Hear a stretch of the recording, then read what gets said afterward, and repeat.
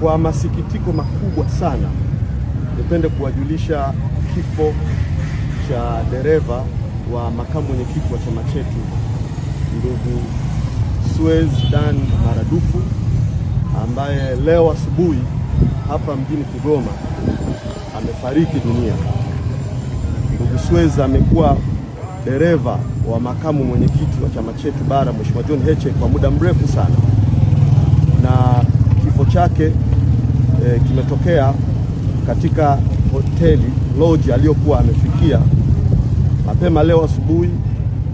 Wenzake pamoja na makamu mwenyekiti mwenyewe Heche walijaribu kumpigia simu, hakuweza kupatikana, na tulipomfuata hapa tulikuta mlango umefungwa, na ndipo tulipochukua hatua ya kulijulisha jeshi la polisi. Wakafika hapa na mlango ulipovunjwa, alikutwa mwili wake umeanguka chini pale mlangoni na damu ikiwa imetapakaa pale chini. Kwa hivyo hivi sasa mwili umepelekwa kwa ajili ya postmortem kufanya uchunguzi na kujua nini hasa kimetokea na kimesababisha kifo chake.